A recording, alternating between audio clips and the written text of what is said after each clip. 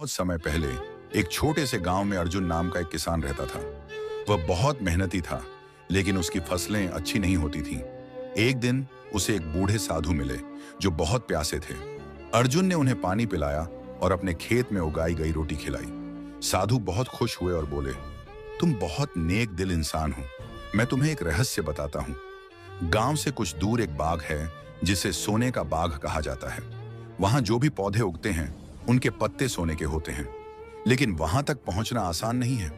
अर्जुन बहुत उत्सुक हो गया और साधु से बाग का रास्ता पूछने लगा। साधु ने कहा, रास्ता मैं नहीं बता सकता, लेकिन यदि तुम्हारा दिल सच्चा और मन पवित्र होगा तो बाग खुद तुम्हें बुला लेगा। कठिनाइयों का सामना अर्जुन ने अगले ही दिन सफर शुरू किया। रास्ते में उसे कई कठिनाइयों का सामना करना पड़ा। सबसे पहले उसे एक गहरी नदी पार करनी थी, लेकिन वहां पुल नहीं था। तभी एक बूढ़ी औरत आई और बोली, अगर तुम मेरी मदद कर दो तो मैं तुम्हें नदी पार करने का तरीका बता सकती हूँ। अर्जुन ने उनकी टोकरी उठाने में मदद की और अचानक नदी पर एक पत्थर का पुल उभर आया। फिर उसे एक अंधेरे जंगल से गुजरना पड़ा। वहां बहुत से भयानक जानवर थे। तभी एक घायल हिरण मिला।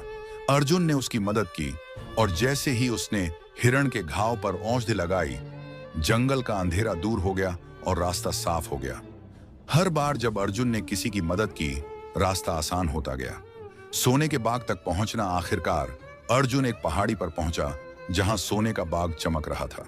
जैसे ही उसने बाग में कदम रखा, वहां के पेड़ पौधे और घास सब सुनहरे हो गए। हर पत्ता और फूल सोने का था। अर्जुन ने जैसे ही एक पत्ता तोड़ा, बाग की हवा में एक आवाज गूंजी, सिर्फ वही इस बाग से सोना ले जा सकता है जो दूसरों के लिए इसे इस्तेमाल करेगा। अर्जुन ने सोचा, अगर मैं इस सोने को अपने गांव के लोगों के लिए इस्तेमाल करूं तो उनकी गरीबी दूर हो सकती है। वापस गांव में खुशहाली जब अर्जुन गांव लौटा तो उसने बाग से लाए सोने का इस्तेमाल गांव की भलाई के लिए किया। उसने नए कुएं खुदवाए, स्कूल बनवाया और भूखे लोगों के लिए भोजन की व्यवस्था की। जल्द ही उसका गांव समृद्ध हो गया। एक दिन वही साधु फिर से आए और मुस्कुराते हुए बोले, तुम्हारी सच्चाई और निस्वार्थता ने तुम्हें सोने के बाग का असली मालिक बना दिया। अब यह हमेशा तुम्हारे साथ रहेगा।